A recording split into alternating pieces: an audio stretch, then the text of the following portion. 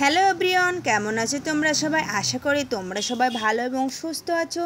আমিও বেশ ভালো আছি। আজকে আমি হাজির হয়ে গেছি নতুন একটা রেসিপি নিয়ে। আর এটা হচ্ছে দুধ দিয়ে পারফেক্ট দই বানানোর রেসিপি। তা ভোজন রসিক বাঙালিদের শেষ পাতে যদি এমন একটা মিষ্টি রেসিপি থাকে বন্ধুরা, তাহলে কেমন হয়? তো আজকে আমি তোমাদের খুব সহজ পদ্ধতিতে এখানে বানিয়ে দেখেছি, আর হাতের কাছে থাকা সামান্য কিছু উপকরণ দিয়েই কিন্তু এটা বানিয়ে ফেলা যায়। তো রেসিপিটা শুরু করছি। তার জন্য আমি এখানে 2 কেজি দুধ নিয়ে নিয়েছি। এবার আমি গ্যাসটা জ্বালিয়ে গ্যাসে দুধটা বসিয়ে দিলাম। আর আমি 2 কেজি দুধে কিন্তু 1.5 কেজি মতন, 1.5 কেজি জল দিলেও হবে, আবার 1 কেজি জল দিলেও হবে। আমি এখানে 1 কেজি জল দিয়ে নিয়েছি। দিয়ে এভাবে জাল করে নিতে হবে। এবং 1 কেজি যে জল দিয়েছি ওই জলটা কিন্তু জাল করে করে যে 2 কেজি দুধ ছিল সেটাই আমাকে রাখতে হবে। তো তোমরা যদি আমার মতো একবার বানিয়ে ফেলো, আশা করছি তোমাদেরও খুব ভালো লাগবে এবং এটা পারফেক্টভাবে হবে এবং খেতেও কিন্তু সুস্বাদু হয়। আমার রেসিপিটি যদি ভালো লাগে তাহলে লাইক, কমেন্ট এবং সাবস্ক্রাইব করে বেল আইকনটি অন করে দিও। নমস্কার বন্ধুরা, শ্রুতিরা দিদি চ্যানেলে সবাইকে স্বাগত জানাই। তো তোমাদের কাছে আমার অনুরোধ রইল স্ক্রিপ্ট না করে পুরো ভিডিওটা দেখার। তো বন্ধুরা, এভাবে আমি জাল করে নিচ্ছি। দেখে বুঝতে পারছো অনেকটাই কিন্তু দুধ কম হয়ে এসেছে। আমি এখানে প্রায় 40 মিনিট মতো জাল করে নিয়েছি। এরপর দুধে আমি পরিমাণ মতো চিনি দিয়ে দেব। আমি এখানে 400 গ্রাম মতো চিনি অ্যাড করে দিয়েছি। চিনিটা দেওয়ার পর আরও কিন্তু 20 মিনিট এভাবে আমি জাল করে নেব। দুধের কালারটাও কিন্তু আমার অনেকটাই চেঞ্জ হয়ে গেছে। তো আরও কিছুক্ষণ আমি জাল করে যখনই দেখব যে আমি যে 2 লিটার দুধ নিয়েছি সেই পরিমাণই রয়েছে, তখন আমি দুধে জাল করা বন্ধ করে দেব এবং গ্যাসটা অফ করে দুধটা আমি নামিয়ে নিলাম। এবার বন্ধুরা ঘন ঘন নাড়াচাড়া করে দুধটা কিন্তু ঠান্ডা করে নিতে হবে। তোমরা ফ্যানের বাতাস দিয়েও দুধটা ঠান্ডা করে নিতে পারো।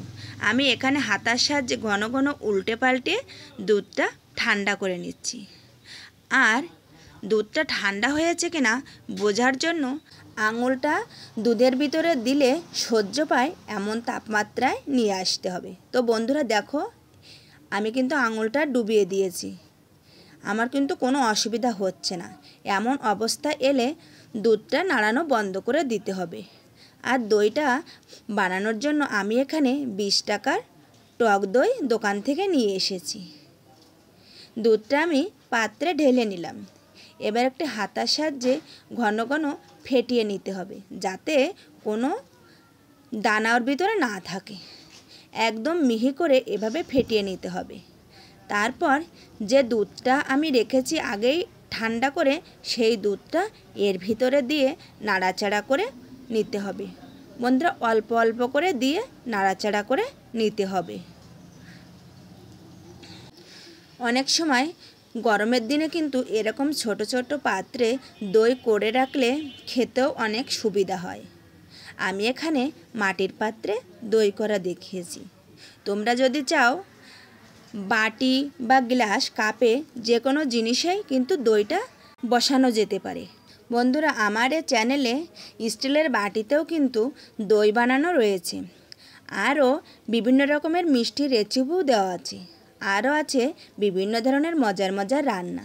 তোমরা চাইলে কিন্তু একবার ভিজিট করে আসতে পারো। তো দইটা আমি ফেটিয়ে নিয়েছি। এবার পুরো দুধের ভেতর একটু নাড়াচাড়া করে পুরোটাই মিশিয়ে নিতে হবে। তারপর এই যে দুটো মাটির পাত্র নিয়ে নিয়েছি, এরকম ছোট হাঁড়ি, এই হাঁড়িতে দুধটা আমি ঢেলে নেব। তো দেখো, একটা তো আমার প্রথমে ঢালাই হয়ে গেছে, বাকি আরেকটাতেও আমি দুধটা ঢেলে নিলাম।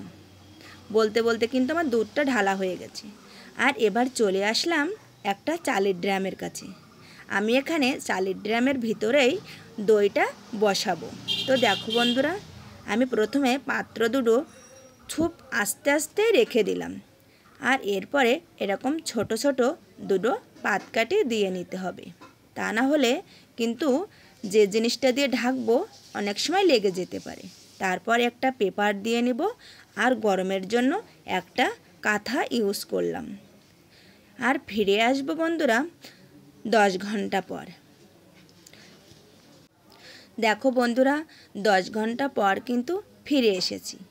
এবার আস্তে আস্তে কাঁথাটা উঠিয়ে নিলাম। তারপর দেখাবো কত সুন্দর এবং পারফেক্ট দই বসানো হয়েছে। দেখো কতটা সুন্দর হয়েছে। ভিডিওটা যদি ভালো লাগে অবশ্যই সাবস্ক্রাইব করো। আর যে সকল নতুন বন্ধুরা ধৈর্য সহকারে আমার ভিডিওটি দেখেছো, আমি ধরেই নিতে পারি ভিডিওটি তোমাদের ভালো লেগেছে। আর ভিডিওটি যদি ভালো লাগে তাহলে আমার এই ছোট্ট পরিবারে থেকে যেতে পারো।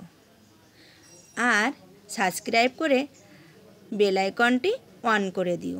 আর যারা নতুন দেখছো অবশ্যই একটি লাইক এবং একটি কমেন্ট করো, তাহলে আমার খুব ভালো লাগবে। তো বন্ধুরা দেখো কতটা পারফেক্ট হয়েছে দইটা। এবার আমি কেটে দেখিয়ে দিচ্ছি, দেখে বুঝতে পারছো কতটা পারফেক্ট হয়েছে দইটা। আর সকালে যদি এরকম এক মুঠো চিড়ে, নারকেল কুড়া, লেবু আর দই থাকে তাহলে বন্ধুরা কেমন হয়। আমার মনে হয় এর থেকে ভালো সুস্বাদু খাবার হয় না। তো বন্ধুরা একবার হলেও তোমরা কিন্তু ট্রাই করে দেখতে পারো, আশা করি ভালো লাগবে। ধন্যবাদ।